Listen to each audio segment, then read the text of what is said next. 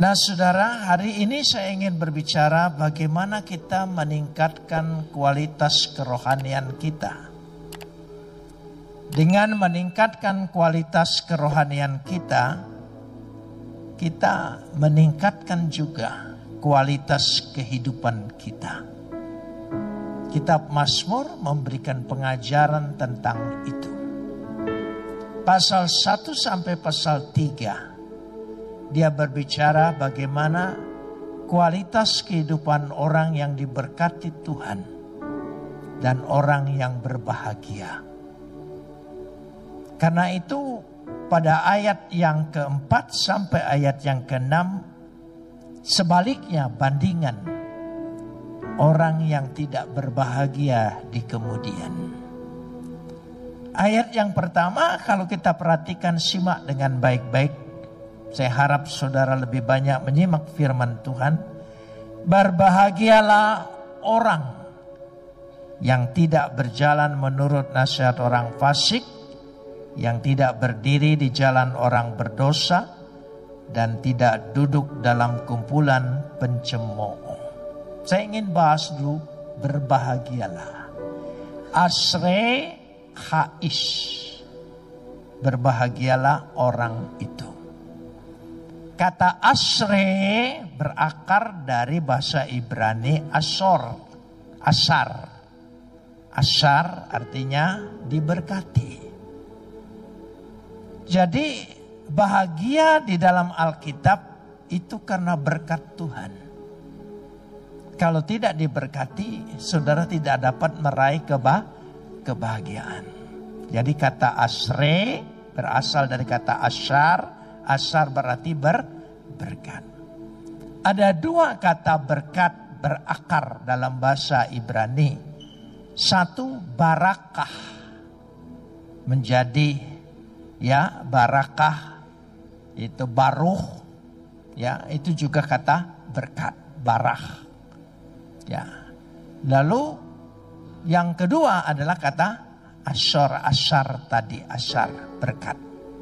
Bedanya kalau asre atau asyar berkat diucapkan. Selamat berbahagia, hidupmu diberkati oleh manusia kepada manusia. Tapi kalau barah itu diucapkan dari Tuhan kepada manusia. Jadi ada dua sumber. Orang karena kita dapat berkat dari Tuhan, barak, dan kita dilihat oleh orang sesama manusia, memang hidupmu diberkati. Jadi baik di hadapan Tuhan, harus baik juga di hadapan sesama manusia. Tidak bisa kita berkata sepihak saja. Dua-dua kata ini. Baru itu disebut hidup berbahagia. Bahagialah orang itu. Orang itu menunjukkan satu pribadi. Bukan banyak. Karena memakai kata hais. Orang itu. Nah karenanya dikatakan sebagaimana supaya kita mencapai hidup. Kualitas kita hidup berbahagia. Kita lanjutkan ayat yang pertama. Kita simak bersama-sama dikatakan di sini. Berbahagialah orang yang tidak berjalan menurut nasihat orang fasik. Kata berjalan, perhatikan, simak baik-baik ayat yang pertama, yaitu disebut tidak berjalan. Saya ingin sampaikan dulu tidak berjalan. Kata tidak berjalan di sini kalau perhatikan, dan tidak berdiri di jalan orang berdosa dan tidak duduk dalam kumpulan pencemooh. Ada 3 kata dulu kita perhatikan. Tidak berjalan, tidak berdiri, tidak duduk. Ini penggambaran secara perumpamaan atau memakai kata kiasan. Dikatakan tidak berjalan di sini, yaitu yang disebut berjalan itu halak. Halak itu berjalan. Tidak berdiri itu amat. Tidak duduk itu yasab. kata berjalan, berdiri, dan duduk. Kita lihat dulu. Kata berjalan menunjukkan sebuah aktivitas. Sebagai penggambaran dari perilaku. Behavior. Perilaku manusia. Maka harus diperhatikan juga perilaku ini. Nanti dilanjutkan di sana. Perilaku kita itu menentukan hidup kita bahagia. Lalu tidak berdiri. Berdiri dalam penggambaran bahasa kiasannya cara orang mengambil sikap. Mengambil keputusan. Itu penting hidup ini. Dan tidak duduk. Duduk penggambaran dalam bahasa kiasan berpikir. Pola berpikir seseorang. Paradigma. Jadi ditentukan sekali di sini. Ya, halak, amat, yasab. Halak, amat, yasab. Berjalan, berdiri, dan duduk. Perilaku, ya, perilaku dan berdiri, cara mengambil keputusan dan cara sekaligus berpikir. 3 hal ini menentukan hidup kita. Lalu dikatakan di situ, jangan berjalan nurut orang fasik dan orang berdosa dan pencemooh. Saudara, saya ingin menyampaikan di sini ada 3 kata di sini yang harus dihindari. Fasik, orang berdosa, dan pencemooh. Fasik itu puncak. Sumpamanya, ya, kalau dalam pangkat tentara itu ada jenderal, ada kolonel, ada kapten. Menurut urutan yang diucapkan jenderal dulu atau kapten dulu? Jenderal dulu. Tapi urutan yang awal pertama sebetulnya kapten. Jadi tingkat puncak adalah fasik. Fasik. Yang kedua berdosa. Yang ketiga pencemooh. Awalnya adalah pencemooh. Pencemooh itu dikatakan, kalau kita perhatikan di sini, saya ingin berkatakan letsim, pengejek, pengolok-olok. Ya, penyindir, gosip, pemfitnah, itu awal. Dan biasanya orang masuk dalam kumpulan ini adalah orang yang meremehkan Tuhan, meremehkan firman Tuhan, meremehkan ibadah-ibadah, menganggap ringan dan enteng ibadah. Itu awal dosa masuk ke dalam hatimu. Kain juga jatuh dalam dosa seperti itu. Ketika dia meringankan soal persembahan kepada Tuhan. Kita belajar dari sana. Pencemooh, kata lesim di sini, perhatikan saudara. Jangan duduk berkumpul bersama pencemooh. Pencemooh tidak bisa duduk sendirian. Orang gosip tidak bisa sendirian, saudara. Ya, bahasa kerennya adalah gosiper. Ya, orang gosip harus ada sumber, harus ada pendengar. Sumber dan pendengar. Dan yang ketiga, ada penggembira. Ya, harus ada penggembira. Jadi umpamanya saja saya kasih contoh saja. Sebab penggembira ini penting, penambah bumbu sedap.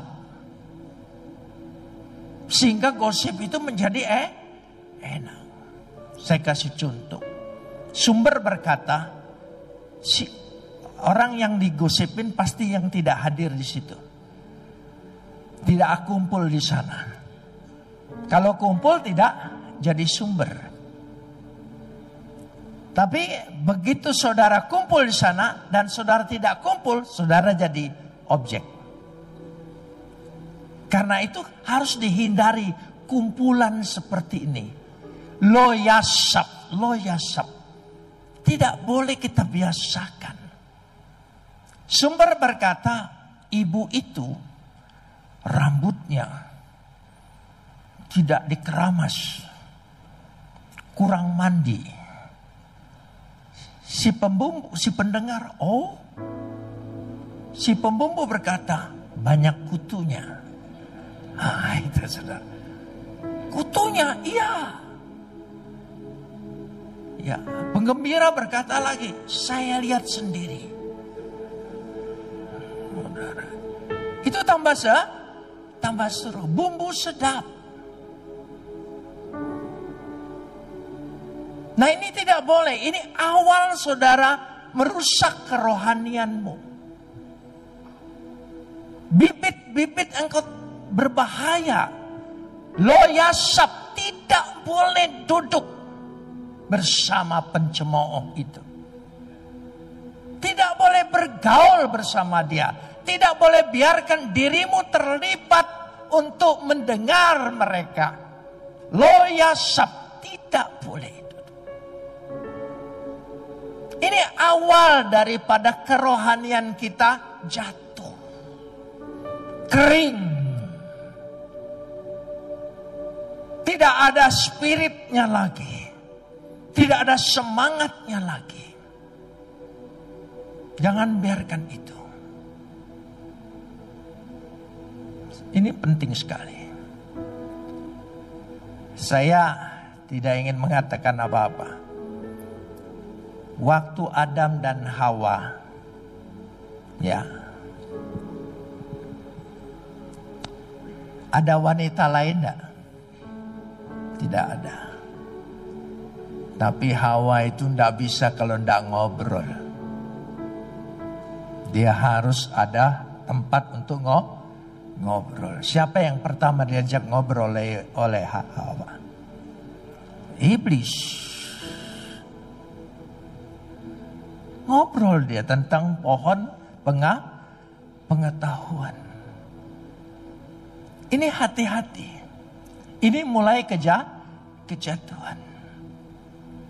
Jangan anggap ringan itu.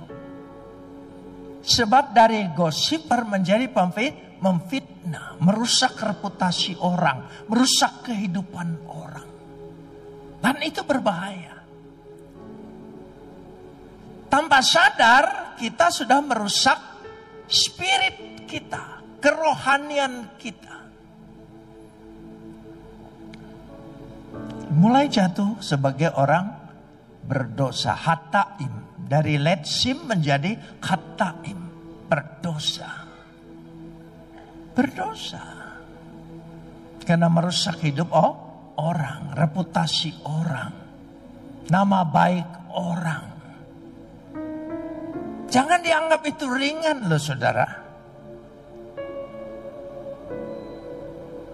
Saudara tahu, nama dosa sekarang itu namanya jarpendos. Jarpendos, saya ucapkan. Jari-jari penuh dosa. Hati-hati. WA ini penyebar hoax. Itu bahaya sekali. Itu merusak sama sekali. Keren kan nama dosanya? Hataim. Mulai jatuh ke dalam dosa. Setelah itu kemudian menjadi resyaim, fasik.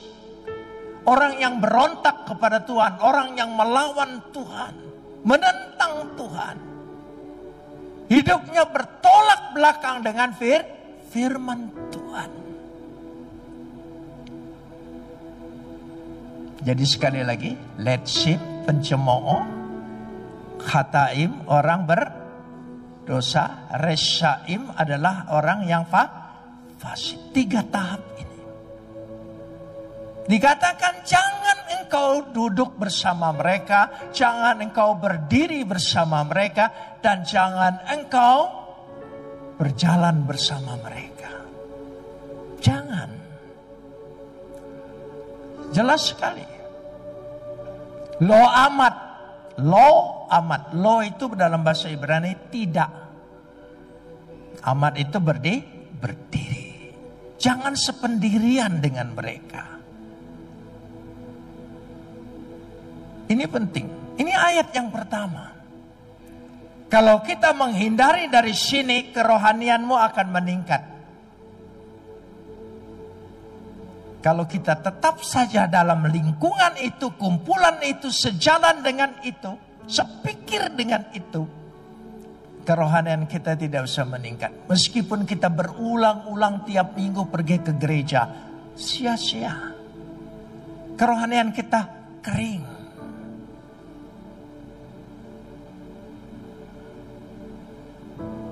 Itu penting.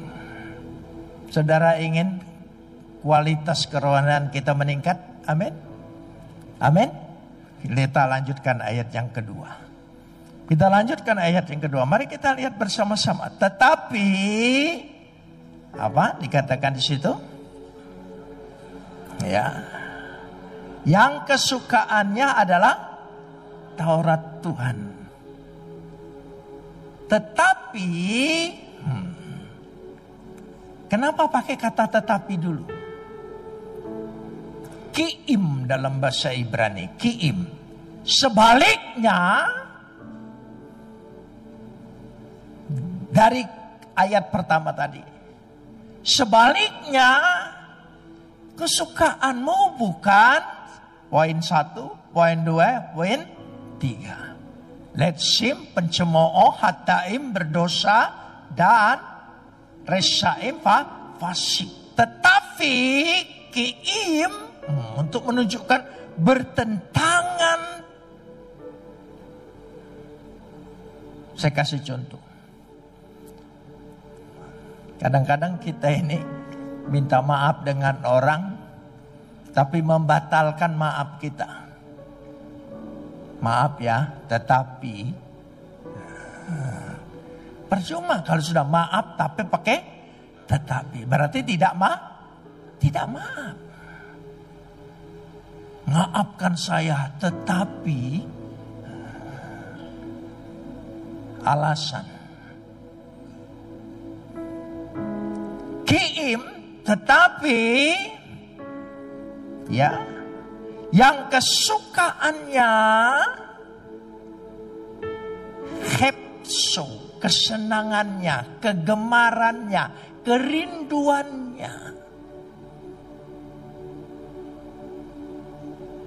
Torato Adonai. Taurat artinya firman Tuhan. Kegemarannya adalah firman. Gemar yang bagaimana, saudara, di sini bukan soal hobi. Ada sebuah kerinduan hidup dalam firman. Bukan hanya mendengar saja, tapi memakai kata uve torato. Uve torato. Uve itu menunjukkan dalam. Kalau kita dengar firman Tuhan, kita hidup dalam firman Tuhan, hidup kita mencerminkan apa yang kita baca. Katakan amin. Oh iya. Hidupmu mencerminkan. Bukan hanya sibuk mendengar. Uve torato. Kita hidup dalam firman Tuhan itu. Kita menghidupi firman Tuhan itu. Amin. Oh iya.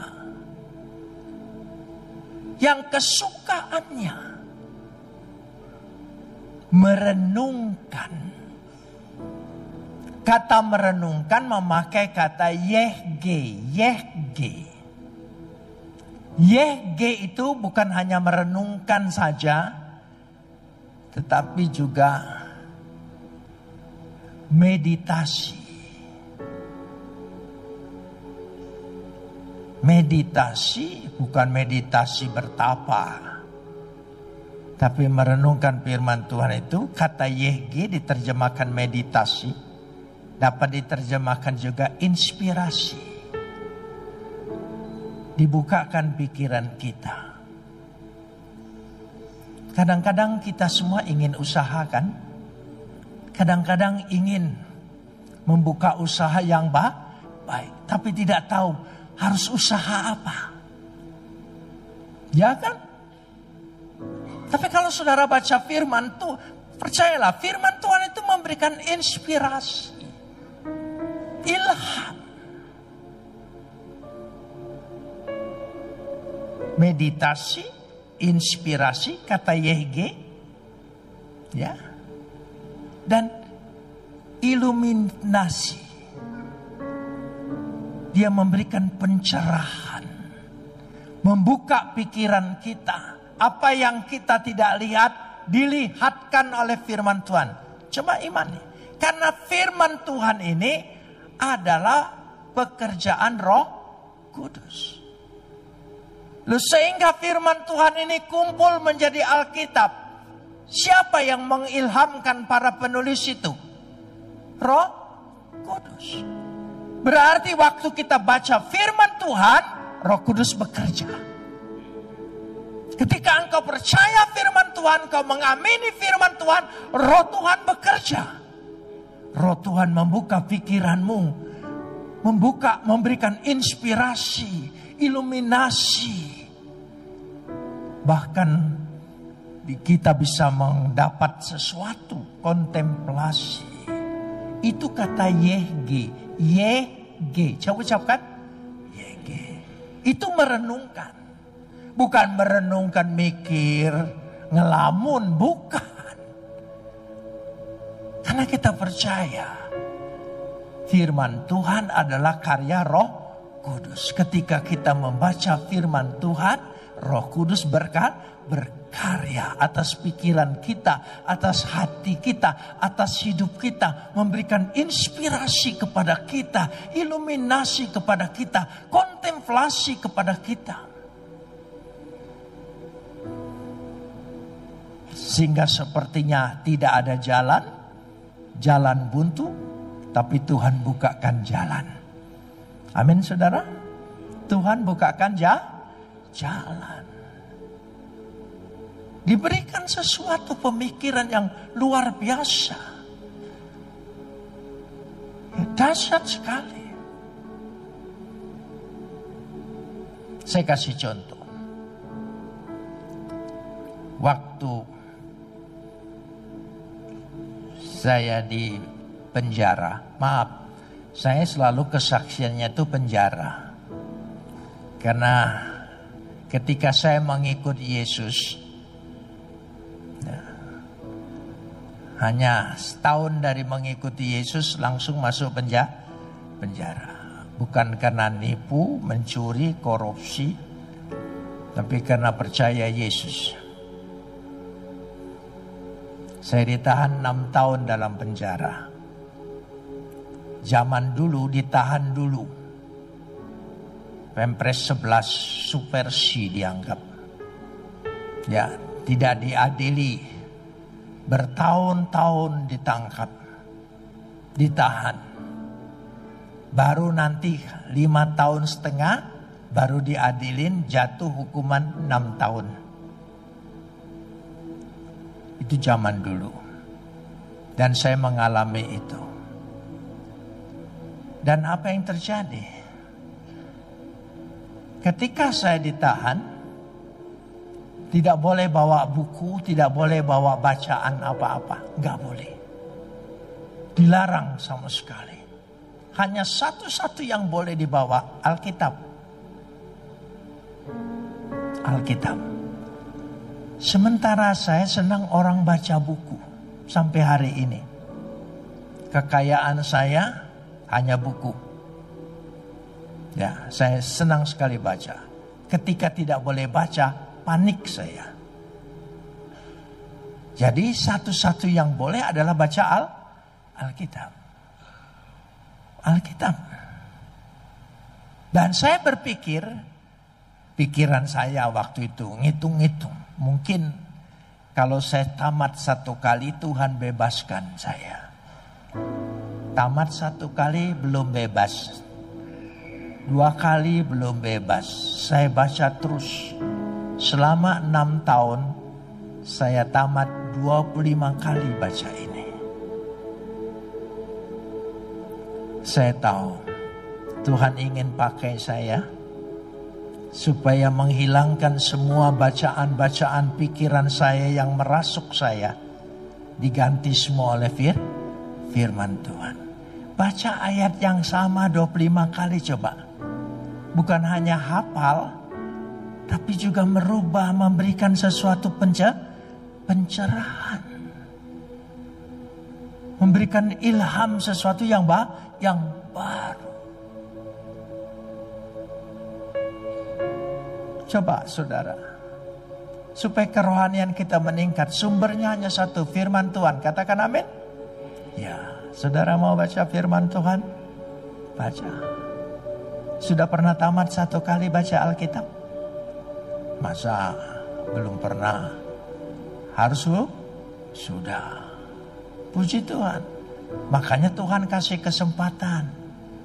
Kalau tidak punya waktu, nanti saya doakan supaya masuk penjara, jadi ada waktu. Loh iya, kan saudara sering ada alasan tidak punya waktu. Masa Pak, waktu itu punya kita kok. Saya tidak punya waktu. Heran itu orang tidak punya waktu tapi punya jam. Semua orang, waktu itu punya kita. Tergantung kita. Mau digunakan atau tidak. Jangan bilang tidak punya waktu. Maaf, saya tidak bisa datang karena tidak punya waktu. Itu pembohong besar itu, saudara. Orang waktu dia punya. Ya. Jam punya. Untuk apa coba jamnya? Untuk apa? 25 kali. Waktu saya ditangkap, saya sedang sekolah pendeta di Batu Malang, di I3. Baru 6 bulan sekolah di sana. Ditangkap. Yang meneruskan sekolah istri saya. 6 tahun. Teman-teman 4 tahun sudah STH. Lah saya 6 tahun mestinya S2 kan? Iya. Tapi saya dapat gelar SDA. Sudah diuji Allah. Ya. Karena proses itu. Jadi Tuhan itu tahu. Memberikan waktu kepada kita. Dia rindu, dia ingin engkau kenal saya. Firmanku. Menjadi Kristen bukan hanya pikiran, tapi iman. Iman itu bukan teori. Iman itu bukan dogma. Iman itu pengalaman. Harus dialami dalam hidupmu. Amin. No. Itu firman. Ketiga, ayat yang ketiga. Kita lanjutkan pada ayat yang ketiga. Mari kita lihat bersama-sama. Ya, dikatakan ayat yang ketiga apa? Ya, coba kita bersama-sama lihat firman Tuhan. Ya, saya ingin sekali kita melihat firman Tuhan ini. Apa dikatakan? Ia seperti pohon. Itu dulu, kalimat demi kalimat. Mazmur itu bahasa sastra. Setiap kalimat mengandung pesan. Ia seperti pohon. Sebetulnya bahasa Ibraninya diawali wehaya. Dia akan menjadi pohon. Wehaya. Ke-ets. Pohon. Ke-ets. Dia akan menjadi seperti pohon. Saudara tahu pohon? Ada yang nggak tahu pohon di sini? Loh ya, toge bukan pohon ya? Iya ya, saudara. Pohon itu artinya apa? Berdiri. Pohon kelapa, pohon duren, pohon nangka, pohon rambutan, pohon semua kan? Pohon keets, pohon. Jadi orang percaya itu dia seperti pohon. Terlihat tak oleh orang lain? Ya. Pohon apa? Ada pertumbuhan. Sebelum bertumbuh, pohon itu apa? Berakar. Pohon itu berakar. Ada enggak pohon pindah-pindah? Ayo jujur, ada enggak pohon pindah-pindah? Makanya bergereja juga jangan pindah-pindah. Itu bukan pohon, itu tanaman plastik. Loh iya. Kalau kita ingin berakar, bertumbuh di situ Tuhan tempatkan, Tuhan taruh. Katakan amin. Kok ibu-ibu saja yang amin? Katakan amin. Ah itu. Pohon. Katakan saya ini pohon. Amin saudara. Pohon.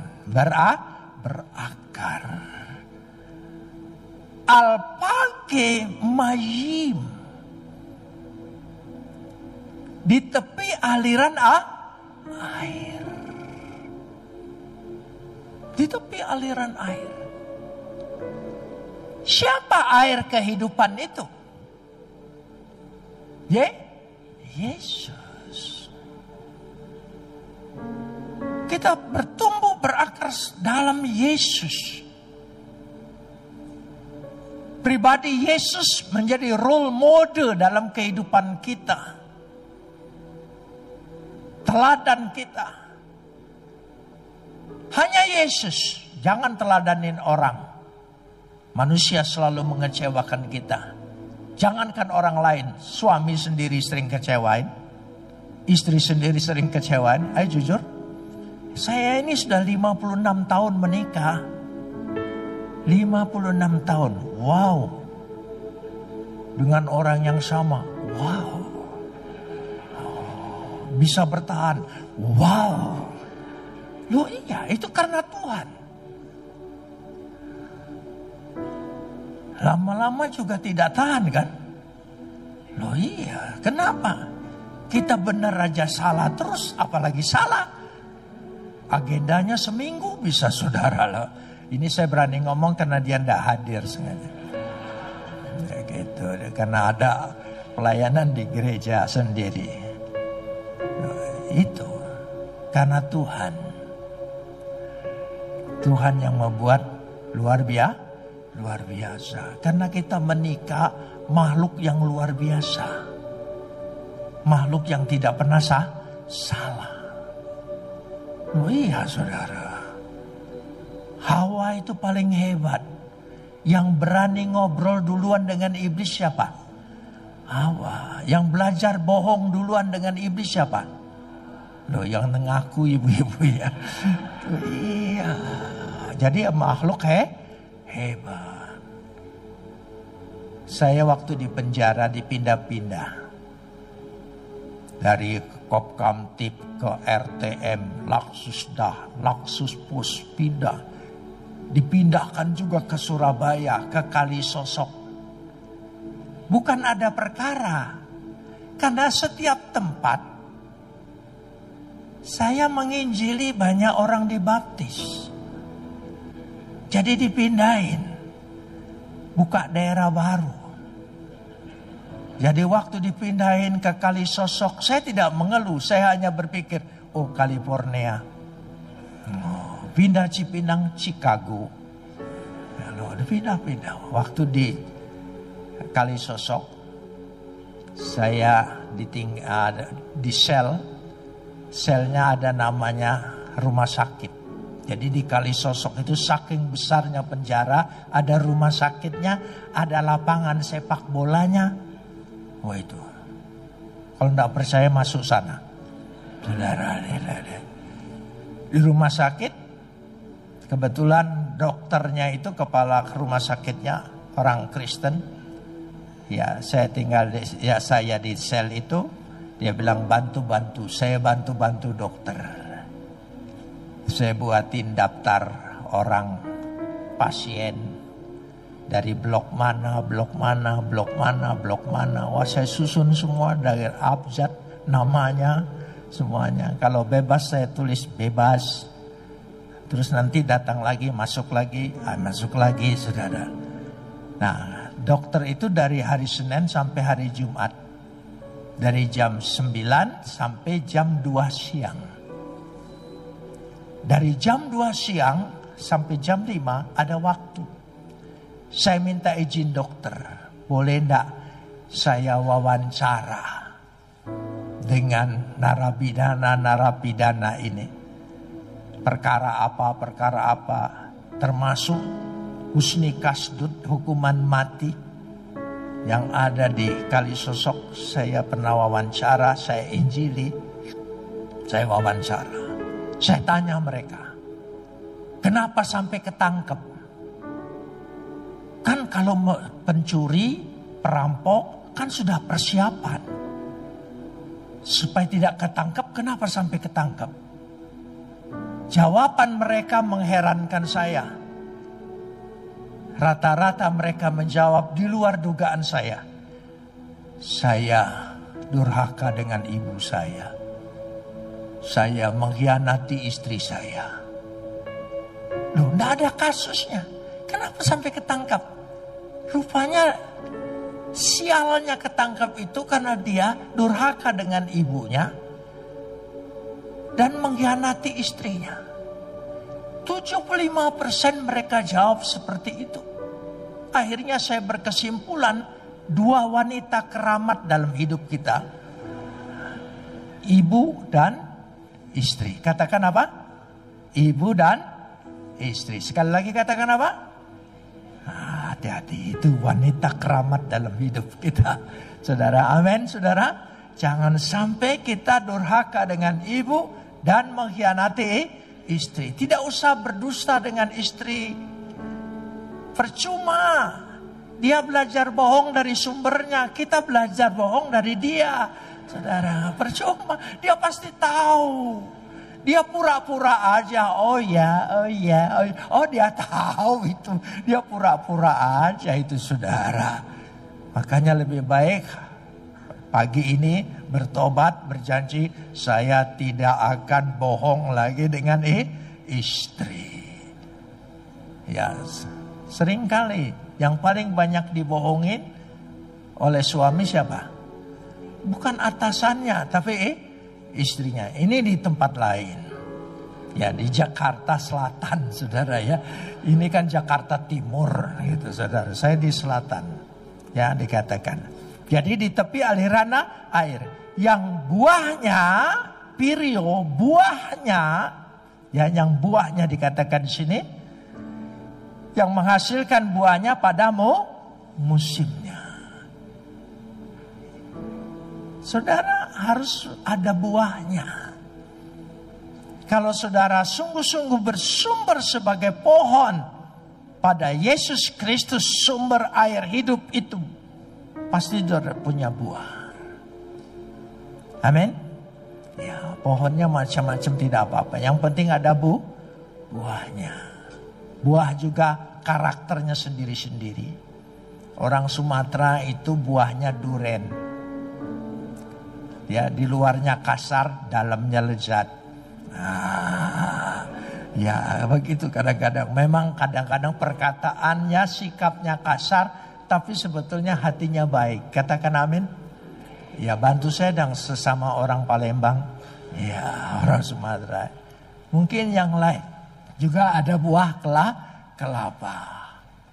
Ada juga buah rambutan. Kadang-kadang manis, kadang-kadang asam.